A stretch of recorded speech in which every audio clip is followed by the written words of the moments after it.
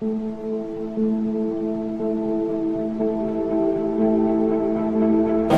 about 18 years ago, I bought this house, and I kept getting these insane water bills. The water bills were just insane. Like, why are these water bills so crazy? I'm a single man living in this house. Anyway, my neighbor told me I needed to dig a well. So I called this guy over to come, an engineer. He comes out, and we're walking the yard, and he's putting out all of these orange flags as to all these places he thinks that we can find water. As he's digging one, I said, okay, go ahead. So as he starts digging this one well, didn't hit anything. So then he goes on to the next one. Little flag, he's digging, never hits water. He goes to the next one, never hits water. I keep having to pay these bills, and I got so frustrated. I said, never mind, I'll just keep paying the water bill because I'm not going to do this. A few months passed, I still get these crazy water bills, so what I decided to do was call him back. So he comes back out. I said, you dig right here, this well, and you dig, and you don't stop until you hit water. So he starts digging. He gets down to about 800 feet. He said, we haven't hit water, this is pretty deep. I said, you keep going. Gets down a little deeper, still has not hit water. I was like, you keep going, you keep going. He said, okay, we're going to take the night off. We're over 1,000 feet deep. We'll be back in the morning. That night I thought about it. I said, you know what? I'm just wasting money. I'm not going to do it. As soon as he gets in the morning, I'm going to tell him to stop digging. That morning he comes out, he starts the machine. I'm on my way down to him. The machine starts. He was 4 inches away from the water that I needed. Why am I telling you all this? Why am I talking about digging for water? In this world, we're all digging wells. In our lives, we're digging wells. We're digging wells in relationships where we put all this time and effort and energy, and sometimes it doesn't give us what we need. We put all our time and effort and energy in our dreams and our business, and it doesn't give us what we need or what we were after. But if you just keep digging, my God, if you could just hear me right now, just keep digging. You may be 4 inches away from every gift and every blessing that you've ever wanted in your life. Had I given up? Had I given up when I was homeless, when I was sleeping in my car, when I was hungry? Had I given up, these people that you see on this screen right now would not be a part of my dream. There are people who are tied into your dream and your destiny, and you are worthy of getting to your goal. Keep digging. Don't stop. When I first started telling jokes, I made $25 a night. The first year in comedy, I made $3,000. The third year, I made about $7,200. I became homeless. I lived in a car for 3 years because I wasn't making enough money. But guess what? I kept telling them $25 jokes till they started paying me $250 a night. I kept telling them $25,000 jokes till they started paying me $75,000 a night. Then the same $25 jokes. They ain't nothing but English. I just kept repetition over and over and keep praying about it. I kept praying about it. I kept leaning on my mama. She said, he didn't bring you this far to leave you. You know, I could have gave up a long time ago. I just kept fighting. God is going to come through and do what he said he going to do. But it all happens at an appointed time. But you have to stay in faith for the appointed time to happen for you. I've been wanting to be on TV since I was 10 years old. You know how old I was before I got on TV? 28, 28 years after I wrote it on the paper. I want to be on TV. It took me 28 years to get on TV. But it happened at an appointed time. I just never gave up the faith. I kept going because I didn't know how to quit. Because I know if I quit, it cannot happen. But if you stay with it, you have no idea what can happen for you. Now, how do you hang in there during the hard, difficult times? You must have faith. You've got to believe in your abilities, your ideas, unquestionably. You've got to have faith, and that faith gives you patience. A lot of things are going to happen that will catch you off guard. And so therefore you've got to deal with and handle it as it comes. You've got to keep moving and keep plugging away. So how long have you been working on this? And you have nothing to show. This is all you got to show. People are going to do that to you. And some people, ladies and gentlemen, they stop. You got to keep on watering your dream. And when it began to happen, they stopped laughing. They said, look, hey man, you know, I know you could do it. Look, you got a job here. See, during those hard times, when you fell and things didn't work out, they were nowhere to be found. When you're working at your dream, somebody said the harder the battle, the sweeter the victory. See, when it's hard and there's a struggle, see, what you become in the process is more important than the dream. The kind of person you become, the courage that you develop, the faith that you're manifesting. You knew it was hard, but you did it hard. If you're going to fulfill your destiny, you have to have a made-up mind that no matter what comes against you, no matter how many times you get knocked down, you are not going to stay down. You're going to keep pressing forward, looking for your next victory. The people that succeed are not necessarily the most talented. They are the most determined. When they fail, they don't see that as final. They learn from it and try again. And in life, there's always something coming against us. Disappointments, unfair situations. Too many people just give up and think, well, it just wasn't meant to be. No, if you're going to experience God's best, you have to have a warrior mentality. Your attitude should be, if I have to stand in faith my whole lifetime, I am not going to give up on what God has put in my heart. God did not create us to give up when it gets hard. The right spirit is to say, yes, I'm having some big challenges, but I know I serve a big God. But some of you today, you've allowed your circumstances to push you down. Now you're tempted to give up on what God's placed in your heart. But I'm asking you to dig your heels in and say, no, I will not give up on my dreams. I will not give up because somebody did me wrong. I will not give up because it's taken longer than I thought. I'm going to become everything God's created me to be, and I'm going to have everything God intended for me to have. As long as God has given me breath to breathe, I'm going to keep pressing forward, believing for His very best. I don't understand why this has happened to me. Why was I raised in a negative environment? I don't know why, but I do know this. Nothing that has happened to you can keep you from your God-given destiny. You can take the hand you've been dealt and win with it. God would not have allowed it unless He had a divine purpose. And if you will shake off the self-pity, then God will not only bring you out, but He's promised He will bring you out better off than you were before. I have a friend that's had cancer 3 times. I've never once seen him down and defeated. He has this never say die attitude. He's not focused just on what medical science says. He's focused on what God says. His attitude is, this too shall pass.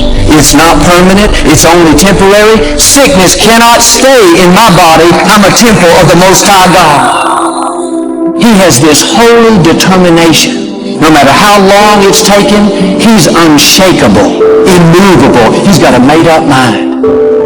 Most people, while they're waiting to take the treatment, they just relax, take it easy to get prepared. Not this young man. Every day, he'd go out and work out, run. All the while, he was envisioning himself healthy and whole. And today, he's totally healthy and whole, completely cancer-free. You've got to have a never-say-die attitude. There may be some bumps along the way. Every setback is a setup for a greater comeback. If you will stay in faith, God will turn every battlefield into a blessing field. A new season is coming your way. Winter always gives way to spring. A brighter season is right around the corner. Don't give up on a dream just because you don't see anything happening and it looks dead. Your new season could start tomorrow. You could see things start to blossom in your life this coming week. Things take off in your finances, in your health. Your strength comes back. You feel good once again. What happened? The season changed. Looked like it was never work out, but you stepped into a new season. God has seasons of promotion, blessing, and favor in your future you've never seen before. Now you've got to do your part and get in agreement with God. Anybody can quit. Anybody can get discouraged because it's taken a long time. But it takes a man or woman of great faith to say, it looks like my dreams have died, nothing is going my way, but I am not moved by what I see. I'm moved by what I know. I know I would not have breath to breathe if God didn't have another victory in my future. You can't allow the setbacks of life cause you to get numb and become indifferent. The right spirit says, this may be difficult, but I know I've been armed with strength for every battle. Life may have treated me unfair, but I know God will pay me back for every injustice.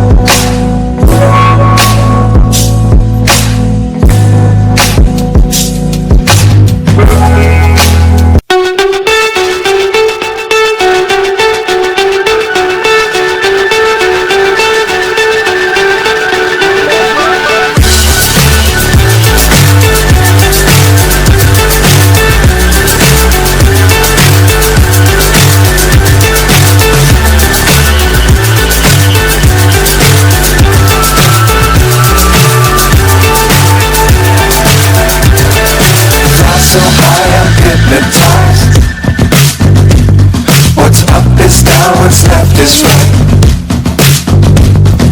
Chasing stars and holding you. I can't see the end, but we'll see it through.